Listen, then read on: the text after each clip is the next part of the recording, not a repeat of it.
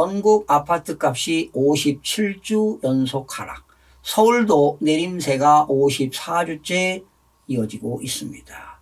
서울시는 이번 주 낙폭이 플러스 0.04%로 지난주 0.04% 대비 상승으로 3주 연속 지금 상승세가 이어지고 있습니다. 2주 전 1년 만에 상승 전환한 서울 아파트 가격은 이번 주에는 상승폭을 유지했고요. 반등한 자치구가 더 늘어나면서 강남권의 온기가 퍼져가는 모양새입니다. 이에 집값 바닥론이 힘을 싣고 있지만 급매물 소화에 따른 기술적 반등에 불과하다는 진단도 여전히 나오고 있습니다. 전국 아파트 값은 하락폭이 확대된 이후 17주 연속 하락폭이 유지되거나 축소되고 있습니다. 특히 전세 사기 여파와 역전세 현상이 이어지면서 임차권 설정 등기 신청 건수가 4,000건에 육박하며 역대 최고치를 경신했습니다. 특히 부동산 경기가 과열됐던 2001년 집값의 70% 이상을 전세 보증금으로 조달한 갭 투자 전세 만기 시점이 올해 하반기 절정에 달할 전망입니다. 이 때문에 임차권 설정 등기 건수가 점차 증가할 것으로 보입니다. 역전세 리스크를 해결하지 못하면 주택시장의 하방 압력을 높여 부동산 시장의 경착륙 가능성이 커질 수 있다는 우려가 나오고 있습니다. 한국부동산원의 전국 종합주택 중에 전세값 데이터에 따르면 작년 6월이 1억 9,794만 4천 원으로 가장 높았습니다. 올 4월 기준요 전국 종합주택 중위 전세값은 1억 6,841만 4천 원으로 3천만 원가량 하락했습니다. 주택가격이 고점이던 2020년과 2021년 갭투자가 성행했으나 현재는 그보다 집값이 큰 폭으로 하락해 보증금을 돌려줄 수 없는 미반환 사례가 급증할 수밖에 없는 구조입니다. 아마도 역전세 대란이 절정에 달할 것으로 보이는 올 하반기 임차권 설정 등기 신청 증가가 대폭 증가할 것으로 보입니다. 그렇게 되면 시차를 두고 강제 경매 사건도 늘어날 전망입니다. 여러분, 2023년 6월 1주 기준으로 집값이 전국적으로 마이너스 0.02%로 지난주 마이너스 0.04% 대비 하락폭이 축소되었습니다. 시도별로 살펴보니까요. 세종은 0.18%, 서울은 0.04%, 인천은 0.04% 등은 상승했고요.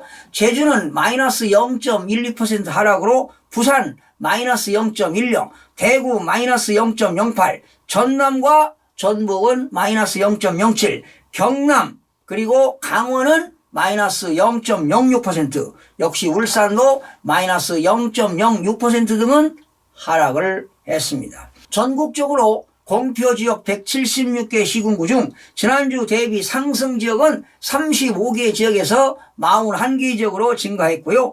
보합지역은 16개 지역에서 15개 지역으로 감소했습니다. 하락지역은 125개 지역에서 120개 지역으로 감소가 되었고요. 전국적으로 보니까 68%에 해당하는 지역에서 지금 계속 하락하고 있습니다.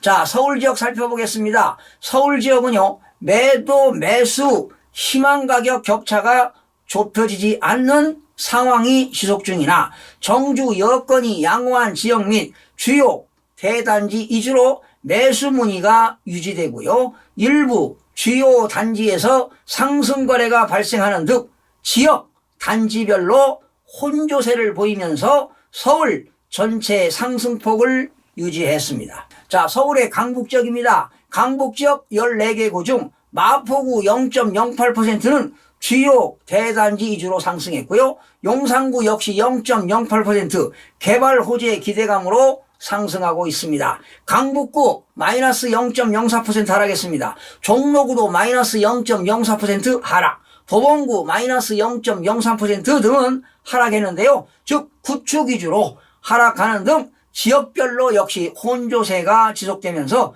보합으로 전환이 되었습니다. 강남 지역입니다. 강남 지역 11개 구 중 송파구 0.30% 올랐습니다. 잠실동과 신천동 주요 대단지 위주로 이렇게 대단지에서는요 가격이 하락할 때 급격하게 하락하고 또 상승할 때도 급상승하는 그런 발생들이 일어나고 있습니다. 그건 단지가 크기 때문에 거래가 활발하게 이루어지는 경우는 이렇게 상승합니다. 강남구 0.20% 올랐는데요. 압구정동과 역삼동과 대치동 위주로 올랐습니다. 서초구 0.10%는 역시 반포동 잠원동도 단지가 크지요. 재건축이나 선호단지 위주로 상승했으나 상승폭이 축소되면서 강남 전역에서 이번 주는 상승세를 유지했습니다. 수도권적인 인천 지역입니다. 동구 마이너스 0.07% 하락했습니다. 송현동, 송림동 위주로 하락했어요. 역시 미추홀구도 하락했습니다. 마이너스 0.04%.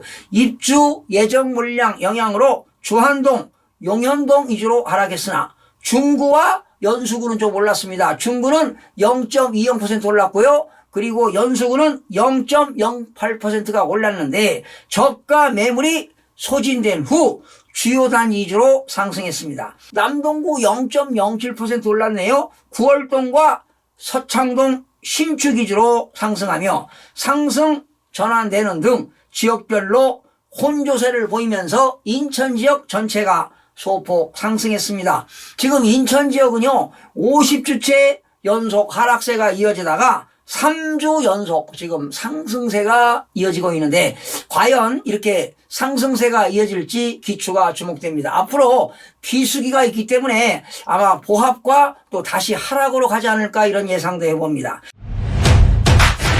경기 지역 좀 올랐습니다. 오른 지역도 있고 떨어진 지역도 있는데요.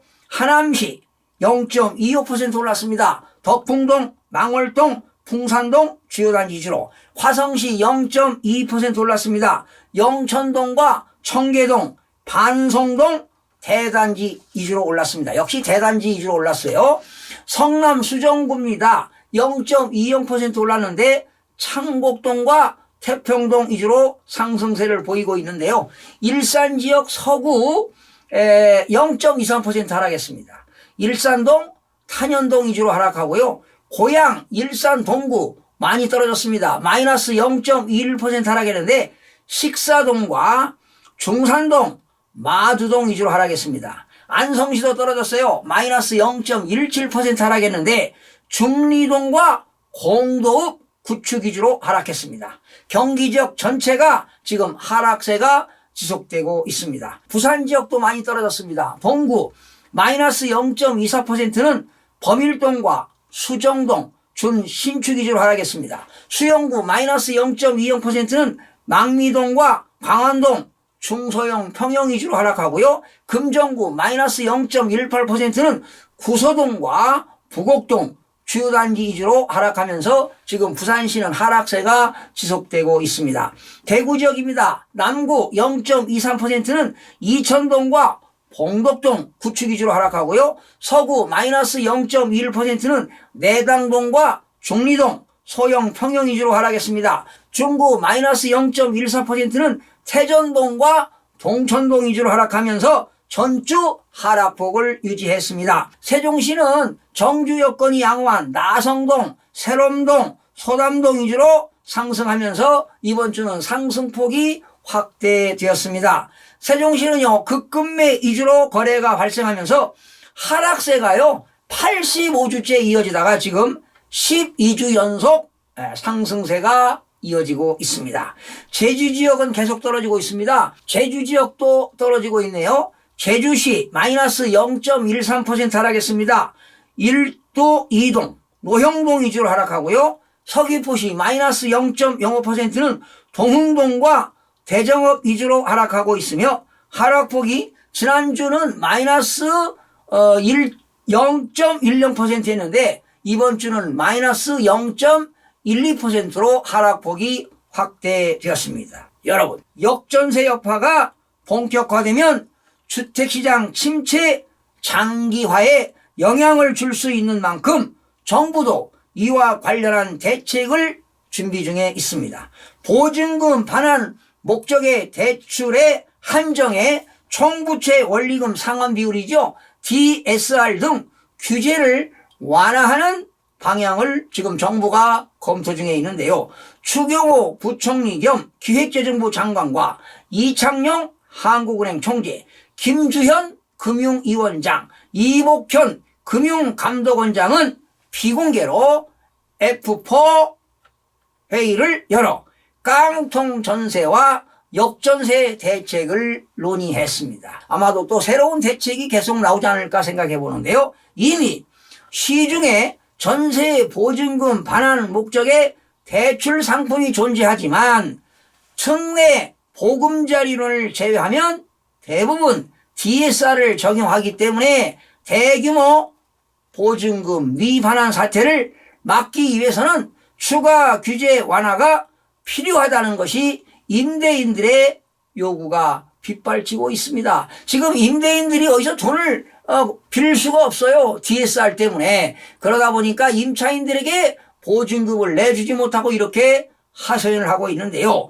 우리나라 집주인 대부분이 고정소득이 없이 부동산만 가진 60세 이상의 은퇴자이고 젊은 층도 영끌 혹은 무자본 갭투자로 시장에 뛰어든 경우가 많습니다. 보증금을 돌려주는 목적에 한해서라도 DSR 규제를 풀어주지 않으면 시장 침체 장기화로 부동산 시장 경착륙으로 치달을 수 있음을 시사하는 바입니다. 그러니까 임대인들이 대출을 해주되 그 대출 받은 금액을 몽땅 임차인들에게 지급해주는 그런 조건 하에 대출을 해준다면은 그런 규제 완화도 바람직하지 않을까 이런 생각을 해보면서 방송을 마치겠습니다. 시청해주신 여러분 고맙습니다. 다음 시간에 뵙겠습니다. 마음이 드셨다면 구독, 좋아요 꼭 부탁드리겠습니다. 고맙습니다.